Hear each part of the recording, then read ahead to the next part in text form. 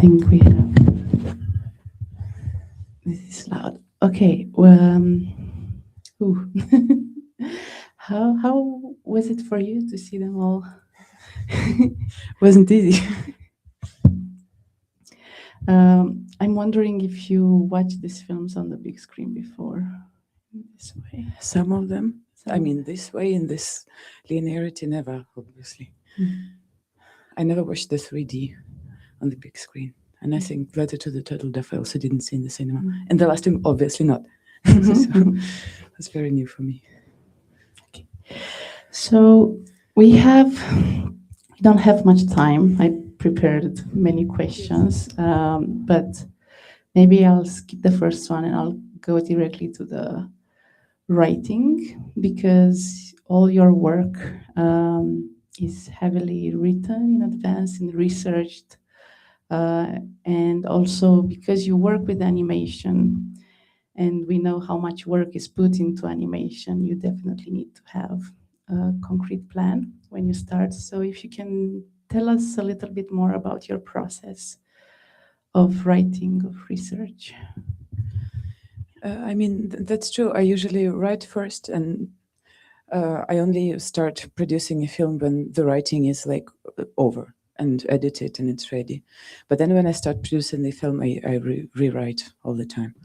But I mean, I usually do a lot of research before every film, and sometimes, often, I think it's hidden, so it's not that visible that I do it. But for me, it's like going to the territory that is not familiar to me, and then I have to map it and figure out the geography, and then I try to learn as much as I can about the subject I'm working with.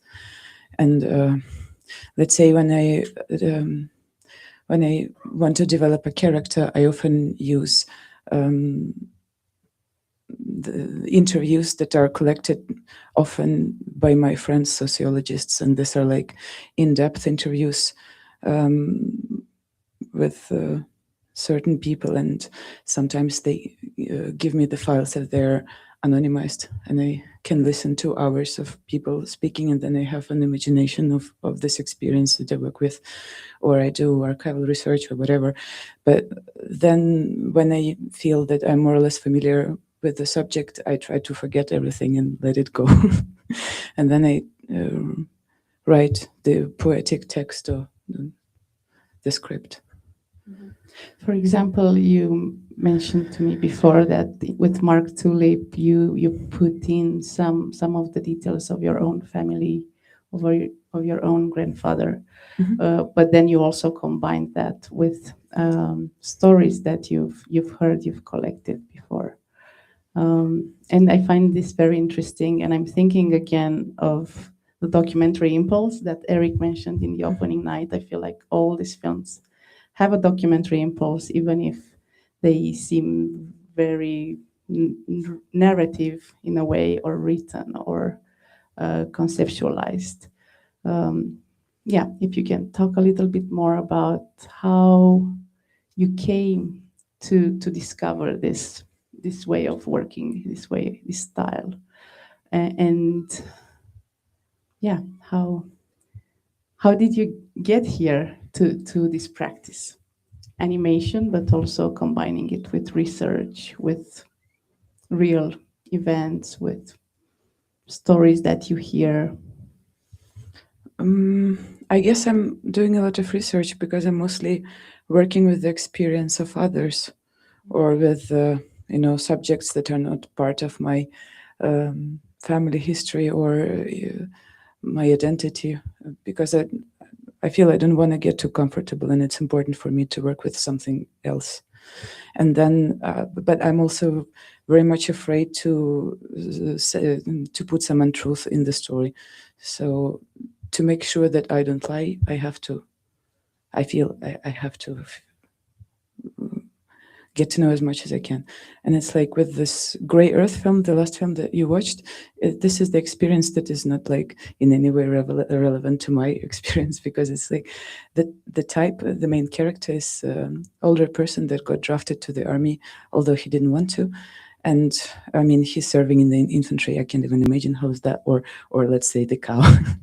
And For building that main character, like first the film is based on 2 stories that were told to me by my friends who know these people, and I really wanted to talk to them, but neither of them was agreed to talk to me, but they let their stories to be told. And so the first story was about a person who worked at the industrial farm, and he got drafted by his boss, actually. So the boss has, he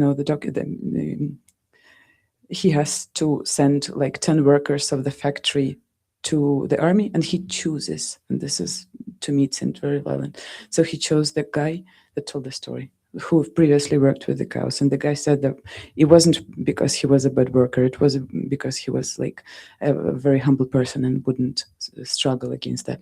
And then the second story was told by my best friend, who was serving as she's a paramedic, and she treated the person who was lost in the gray zone for 10 days without water or connection. And he survived only because he found water in the pit from the explosion. It was very deep and he was almost dead, but then he found this water that was actually toxic, but he drank it and he survived. And so I kind of combined these 2 stories. But then to write what he speaks about, I had to watch like tons of interviews that specifically I looked for these, older men who serve in the infantry, who probably wouldn't go to war if it was their decision, and still they stay. And so it was very important for me to listen like a lot. And did I answer your question or not really? Totally. And I feel like it's so interesting that you also go in the perspective of the cow, in the perspective of the earth, and the fact that you kind of go out of the human perspective, where it affects everyone and everything in nature. And you put this very, very viscerally and sensorially in this film. These 3 dimensions that you have in the film. Mm-hmm. I would like to open it up because we have very little time. And I'm sure you might want to ask a few questions. Yeah, Kelly.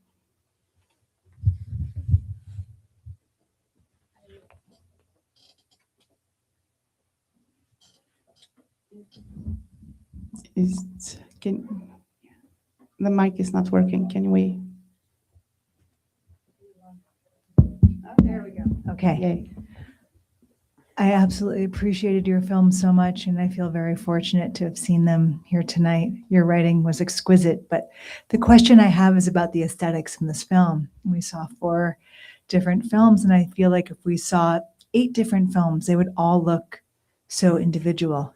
Each of them had their own process, their own aesthetics, and the evolution of this the first film, which was so like almost folk, to this like very professional last one that we saw. And I just wanted to hear, obviously as you're making them, you're deciding on the aesthetic that you're going to be telling the story through, and they all have a very singular feel. So I wanted to hear you talk about how you came to the form of each film, or how you chose the materials and why you paired this with that, because they're all so singular, and yet I can tell they all come from you at the same time. Thank you for that question. I mean, it's a combination of my choice and the limitations that I have, as always. So I would like to say that every time I was very conscious about the medium and the way how it ended up to be, but that's not really true. So like with the 3D animated film, I had this feeling of urgency that I really wanted to say something now. It's really urgent. And I didn't find other way to make it really quick, and with no money. And we ended up doing this 3D stop motion and using models from free libraries. And, with the first film, first thing I did, it was very intuitive, but also at the same time, I think that a lot of the content is reflected in the style, so in the props. So, I mean, the protagonist, Mark Tulip, he's going through this, rupture of epochs, and he sees like the world that is built from ruins of a previous world that is no more there. So and all the props, like, or the dolls at least, were made from, you know, ruined old Soviet dolls, let's say, and only used trash or reused material, and the older the better. So to kind of show his world that is fading and useless, and you know, and yeah. And with the last film, it was, let's say, very important for me to try and echo, you know, the labor of nature. So really try to reproduce very realistically how the world is built. And this is like an almost demiurgical experience of like laying the earth and laying the sky, and then putting a figure between the earth and the sky, and you know, to try to understand, to feel how, you know, complicated it is for anything that is alive to be alive. And I think that this, if you experience this effort, this love is kind of reflected in the film, because there is so much time there. Yeah, I guess that's it. And with Letter to the Turtle Dove, it was just that I was collecting all these materials. I didn't even plan to do this film, so it kind of came together by itself.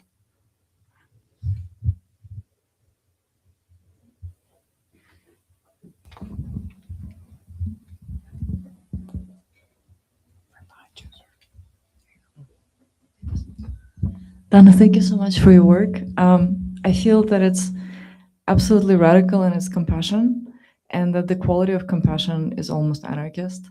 And Earth in your dimension is almost anarchist, because it's accepting of everyone, regardless of what side of the war conflict they're on, regardless of what state they belong to, or whether they're human or not human at all. It's a sort of all accepting. Darkness is like this, becomes this all accepting domain, and light is almost cruel. I was thinking of the image of the meat grinder that is also a film projector or light projector.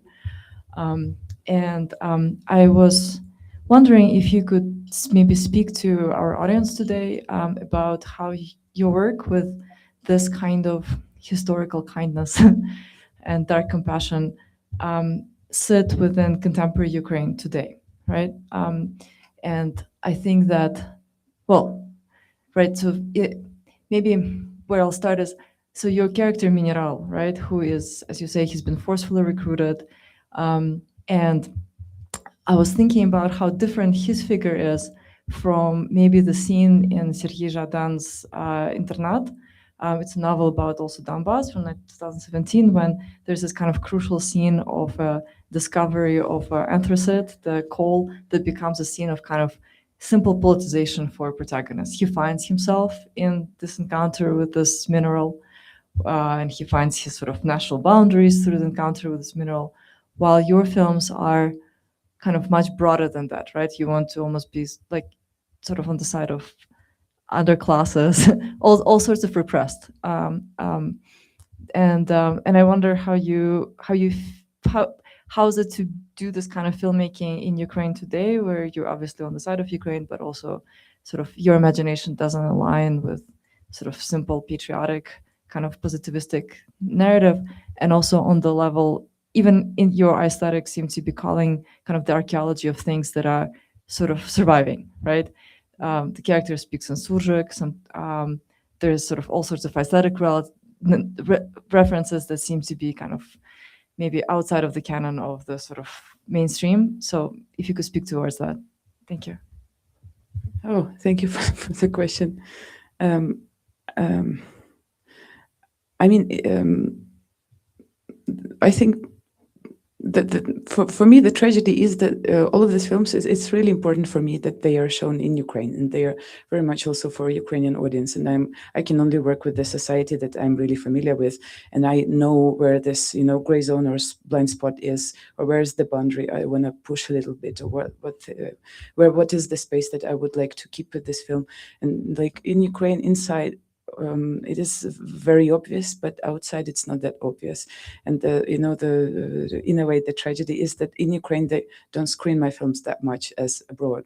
So it's like it didn't kind of work, because I think, yeah, I've been very privileged and lucky to be able to make these films, and like with the last film, it really needed funding, and I worked with the team. But I mean, I feel this, tension and pressure, and there are like institutions who wouldn't work with me, or I would be. I just forgot the word.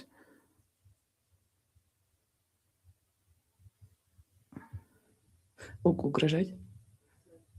Yeah, I got also a threat from like army people and secret police once for the previous film, because there was this scene that was very explicit about the forced mobilization, or yes, sometimes this kind of things happen, or like a lot of my colleagues would stop working with me or even communicate with me. So I'm having a lot of tension with in the inside, yeah. But it's still very important for me to work, and sometimes it still happens that these films are screened, installed, and me and my friends, we all send this film to our friends, relatives, whoever who serve in the infantry, and like guys really love this film, and this is like for me best compliment. And they would like record videos and messages when they are in the trenches, and they're like, respect from 2025 brigade something. So that is very meaningful for me. But otherwise, on the level of institutions, it can be a little bit difficult. Yeah. What about the ideas in the films? The idea of resurrection, reanimating history has been named the program. The idea of the victim taking agency and kind of coming back. I think maybe you can talk a little bit about your philosophical influences and what artists, what philosophers you are in conversation when you're thinking about these ideas. And I don't know if you want to talk about some of that. Mm-hmm. Yeah. I mean, I was thinking a lot about like animation and resurrection, because animation, if you look at the word, it is resurrection in a way. It's like giving spirit to something, because like anima is a soul or spirit, and you're like breathing the spirit into something. And then I thought, okay, when working with history, kind of, or with the past, it kind of makes sense, because something that is not alive comes to life. And I thought that might be very beautiful. But these were my thoughts before I started the actual practice. And I'm now talking about the Lemberg machine that wasn't screened, but maybe tomorrow, let's see what happens. And then when I practically came like closer to working with dolls, and this was a film about 1930s and 1940s in Lviv. So we would make the set, to build the street, an old Lemberg street, and then we would put like dolls, and I would start to animate dolls, and I would think to myself, oh my god, but that doesn't really look like resurrection, because like resurrected thing comes to life by itself, and otherwise I'm just a bigger agency that's like giving my own movement to this thing, and it looks more like an image of control, or like demiurgy, and almost like they are marionettes of history. I don't know, and but I was a little bit disappointed by myself. I was like, oh my god, it didn't work out. But then with time I understood that there's something else that is very present in the work with dolls and in stop motion, and that is, I think, a very different type of compassion. So my thesis would be that in like realistic cinema, or cinema with actors, I don't know how would you call that, and when you see the body that feels pain, then it kind of gets automatically reflected in your body, so you can feel where the pain is. Or like I would look at someone crying on the screen, and I would always cry myself, because it's like it gets reflected.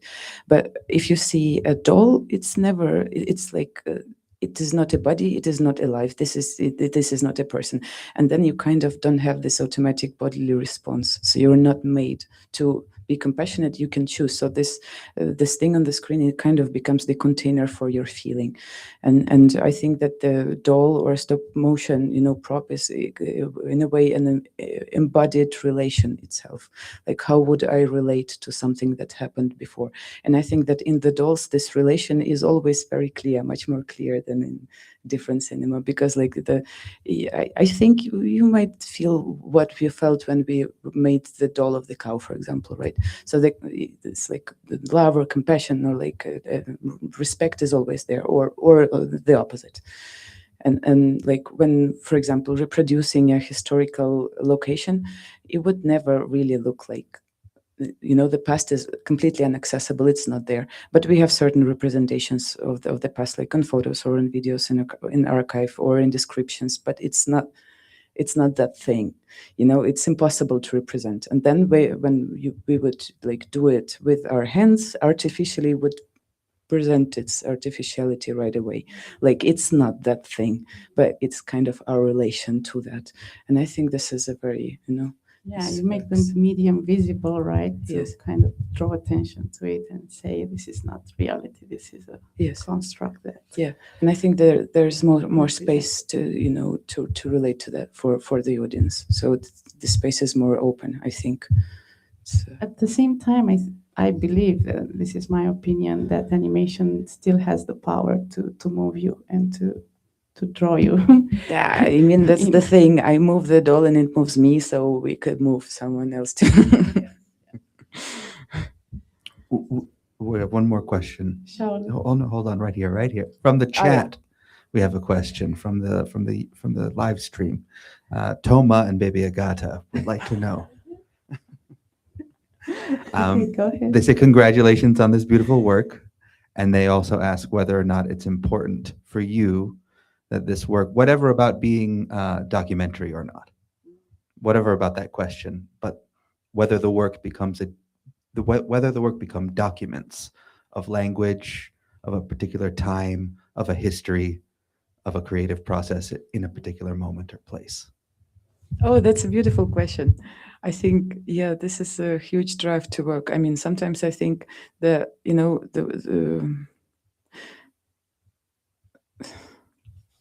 it's like I have this feeling that apocalypse is approaching inevitably. I don't know, everything is dying, like really. And then it's getting worse and worse and worse. But, I hope that sometime, if someone would ever survive, or if the life would, grow again, and someone would be interested in how we lived now, so they would know we were not completely evil, So in a way, sometimes art can be the testament of the small grain of kindness that is still there, or love. Do you see your It's a work document. as a documentary document of some sort? I mean, since I'm here, I figured out that actually, yes, but I didn't know that before. I didn't think about that before. But since you said Limerick Machine is a documentary, I was like, okay. One more. Okay, go ahead, Shaul. Wow, it's never really quite had this experience that I had watching your film. Like, I felt really moved by the faces of the characters, from human, non-human, these representations. And there's a phrase in Chinese which describes beings that weathers storm and weathers sorrow, and it just describes this time of like the ocean becomes land and land becomes ocean. I just feel like the characters in your films transmit that medium of time in this so-called, I don't know, 2D. There's so much life and time infused. I just would love to hear more. You talk about maybe the practice with materials and texture, and I think there's so much political and aesthetic choices that goes into. So if you'd like to share more. If I understood your question correctly, is it about the faces? Yeah, sure. I'm sorry. The faces. Yeah. Or the materials Yeah, you work The with. materials. Yeah, the Thank you so much. textures. It was very beautifully put question. Let me think what to say. I mean,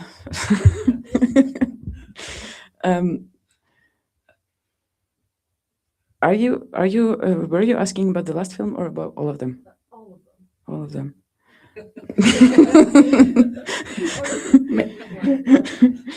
I mean, with the last film, I worked with the team last years. This is a group of people who are also my friends in my community. We were very close. We were 5 people, and we would be really obsessive with materials. That's true. Like we would really look for the right material or put it in the right light, and we would like remake one small thing over and over and over again. Like in this last film, Grey Earth, there was like one very short shot with a big ear of the cow that just did like that, and so we spent like weeks doing this ear. We did 4 different ears. Like we did the first and the second one. Like one didn't move elegantly. The other was too thick, and the cow's ear is really like very thin. And then it was the wrong color, and then it fell off finally because we were like redoing it too much. So we would like spend really a lot of time with these little details. But the faces, this is the thing that I always do by myself. So I wouldn't let anyone else make the face. And with this, I spent a lot of time. And I mean, this is for me an almost spiritual practice. And I would like really meditate and be super quiet and spend hours with the one face. Like the face of a cow took many hours of this huge focus. And, attention, compassion, like thinking about the character. So thank you so much. I really put a lot of effort and feeling into the face, because the face, it is already telling a lot. And with stop motion, we don't do the stop motion where faces change or talk. So it's like usually one face, and you have to do it the way that it already tells the story, like a lot. Or with the previous film, The Limberg Machine, the faces were completely static. Like this one could be changed a little bit. The other film, they were static. And then I figured out a way how to sculpt the face so that it changes with light. So we put a different light, and it has already a different expression. So it is talking or moving by itself while being static. Yeah. And the face is a landscape, I think. So your saying was very beautiful. Yeah, we will talk more about her process tomorrow morning. So come and to the workshop at Seidel City at 10 a.m. Dana will definitely break down a few scenes from her films. Thank you, everyone, for being here. Have a good night. Thank you for staying so long. And thank you, Dana, for your work. It's crazy. Everyone's still here for the Q&A. Thank you.